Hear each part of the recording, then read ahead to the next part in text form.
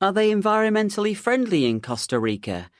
Do they protect their rainforests and animals? Well, yes, they do. The government is doing a lot, but it takes quite a long time for forests to recover if they've already been cut down. They'll probably grow back, but not immediately. Are you going to work in the rainforests? No, I'm not. I'll be by the sea. I'm going to work on a project that looks after turtles. Turtles? That's very cool. But how do you look after turtles? I mean, what do you do? Well, to be honest, I don't really know. Tomorrow I'm meeting someone who worked on the project and she's going to tell me about the kinds of things I'm going to do. So who else works on the project? Just people from overseas or local people too? I'm not sure about that either. Perhaps I'll work with local people as well. So, you're off to save the world. I think that's great. Don't know about saving the world, but I'll definitely be able to save some turtles. And I'm going to make the most of my time in Costa Rica and learn some Spanish too. Let me know how things go. Sure. Actually, I'm going to keep a blog, so I'll write regular updates on the blog and you can follow that. Good idea. I'm sure you'll have a great time. Yeah, so am I. I visited biologist Andrew Parker to find out more about how the natural world has inspired everyday objects. Andrew, hello. What's this little animal you've got here? It's a thorny dragon lizard from the Australian desert. As you can see, it's quite small, about 20 centimetres long, but it's an amazing animal. You see, what I'm really interested in is what this little creature can teach us about collecting water. OK. So, as I said, this lizard lives in the desert in Australia. And as you know, it's an incredibly dry place. But this lizard manages to live there very successfully. And we've discovered one of the reasons for this. If the lizard puts a foot somewhere wet, even just a tiny, tiny bit wet, its skin pulls the water up and over its whole body. When the water reaches the lizard's mouth, it drinks it. That's very clever. Yes. On the lizard's skin, well, in fact, in the skin, we discovered there's like a system of very, very small pipes. So the skin collects the water and these pipes pull it towards the lizard's mouth. That sounds really efficient. Well, right, yeah. So, you see, we want to copy that system and use it in a device that collects water. If we are successful, the device will provide water for people who live in very dry environments. That's fantastic. And what other ideas have we taken from nature? Engineers are doing a lot with robots these days. For example, there's the rescue robot. It's just like a spider because it moves on 8 legs. And so it can move very quickly and make itself very small. So these rescue robots will be able to help people who are stuck in small spaces or who are trapped in buildings, for example, if there's an earthquake. So they'll be able to help save lives? Exactly. And then we're looking at seashells, which are very strong, but at the same time, they're very light. They don't weigh much at all. Scientists have discovered that seashells are made of lots of tiny blocks that fit together, but this makes them really hard to break. The plan is to copy this material to make safety equipment, such as gloves and helmets. So this material will protect people like a shell protects a turtle? That's right. And again, this could help save lives.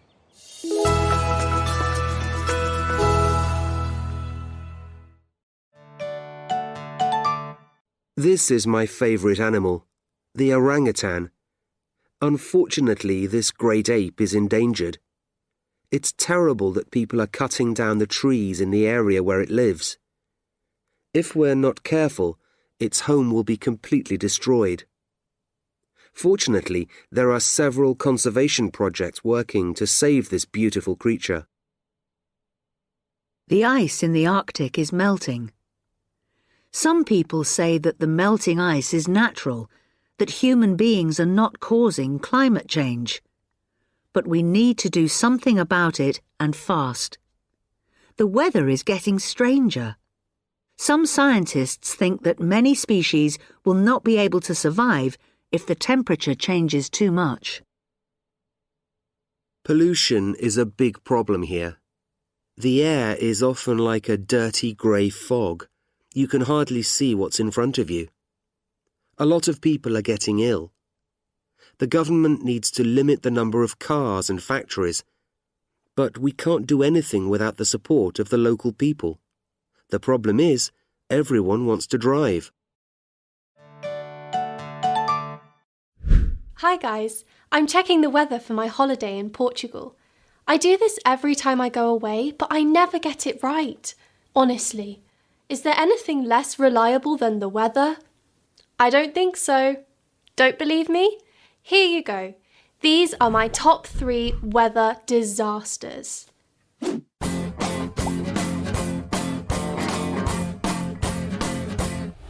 Last year, we were on holiday in Greece.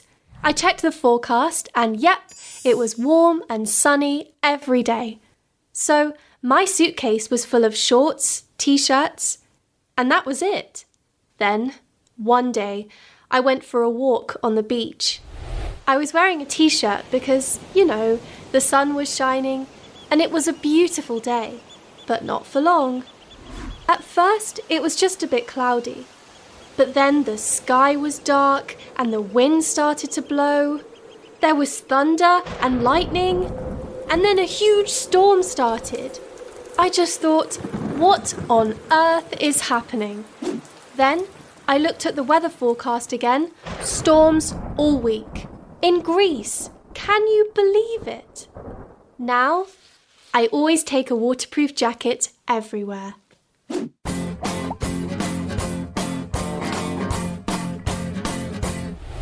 Okay, so this time I was visiting cousins in Munich. It was winter, and I had a lot of warm clothes, but it wasn't as cold as it normally is. In fact, it was quite mild. So we thought, yippee, perfect weather for a hike. I mean, it was a bit foggy, but the sun started to shine, and it was quite mild, around 12 degrees Celsius. I was wearing a jacket, but I wasn't wearing my big winter jacket, and that was a mistake. Suddenly, the temperature went down, and it even began to snow.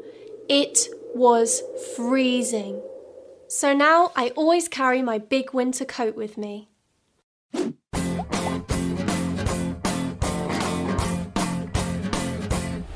This was in the UK, and I was shopping with a friend in London. Again, I checked the forecast and yes, it was wet with showers all day. Not surprising, it's the UK. And of course I had an umbrella, but it was really windy and my umbrella was, cheap, so it broke. So now I always take a big umbrella. So this time I'm planning for every type of weather.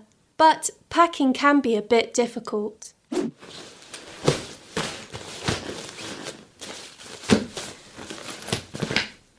Wish me luck.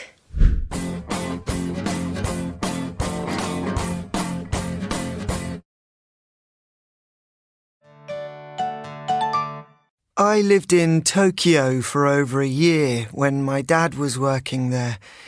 It was a wonderful adventure, but I'm glad to be back in Stockholm. People are often surprised to find out that I prefer Sweden because we have better weather. I mean it. Stockholm is generally much colder than Tokyo, but I really don't mind the freezing temperatures. I love when it snows for the whole day. In Tokyo, it snowed twice when we were there, but the snow didn't remain on the ground. In my opinion, winter in Stockholm is more beautiful. In summer, there's a rainy season in Tokyo. This doesn't mean that it rains every day, but it's often cloudy. The sun doesn't shine a lot. And when it starts to rain, these aren't showers, but often heavy rains. The rain in Stockholm isn't as heavy as the rain in Tokyo. The summer months in Stockholm are sunnier. It's warm here, but not as hot as in Tokyo. The only thing I miss about the weather in Tokyo are long winter days. In Sweden, the days in December and January are shorter and darker. When you're at school, you see the sun in the sky only at weekends. Next on Healthy Living Today, Taylor and I are talking about Denmark. I think Copenhagen is the healthiest city in the world. Really? Why do you say that, Sarah? Well, it's not as unhealthy as Birmingham, where we live. Things are different in Copenhagen. People cycle everywhere and there are a lot of green spaces. In fact, many studies say Copenhagen is the world's happiest city. That does sound good. When did Copenhagen decide to become so healthy? Copenhagen was one of the first cities to become a member of the Healthy Cities programme. It was started by the World Health Organization in 1986 to help cities to become healthier. Copenhagen joined in 1987. Today, there are more than 1,400 towns and cities in the organisation. So, how did Copenhagen become so successful? The city wanted people to have a healthy life. Today, it's really helping local people. For example, the city built more cycle lanes. Now, people cycle more and there are a lot of green spaces. There was too much air pollution, so all new buildings must have plants on the roof if they're flat enough. That's the cleverest idea ever. Does the programme help local people in more ways?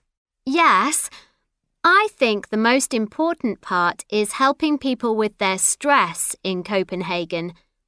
People can get help from doctors and do cheap exercise classes so they can relax.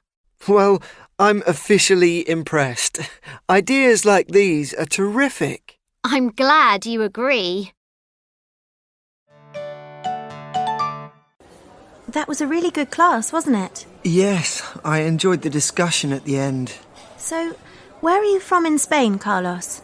The southeast of Spain, a place called Almeria. And you, Lucy? Here in London? No, I'm from Helston in Cornwall. Cornwall? Where's that?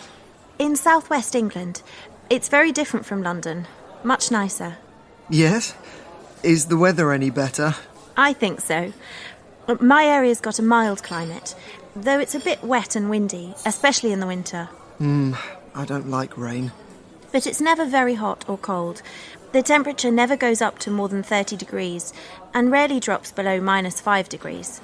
That's different from where I live. It never goes below 0, but in Almeria it sometimes goes up to more than 40 degrees in the summer. Wow! And it's very dry. It's a semi-desert climate, really. A desert in Europe?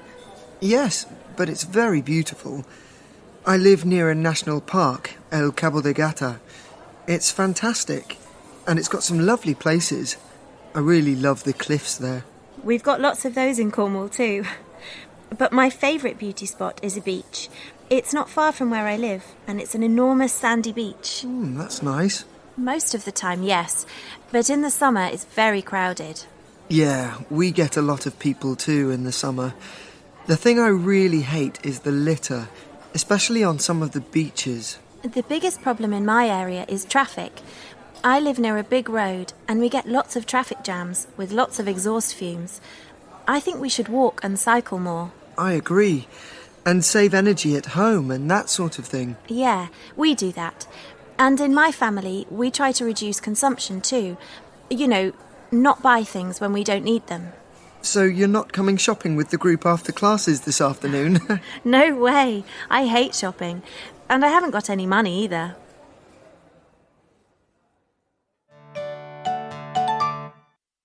And now, did you know that today is World Water Day? I've got some interesting statistics here. For example, about 70% of the Earth's surface is covered in water, and yet only 3% of the Earth's water is fresh water. That's a tiny percentage, isn't it? Access to clean, fresh water is a problem for millions of people, especially in the developing world. Around 46% of the world's population don't have running water in their homes.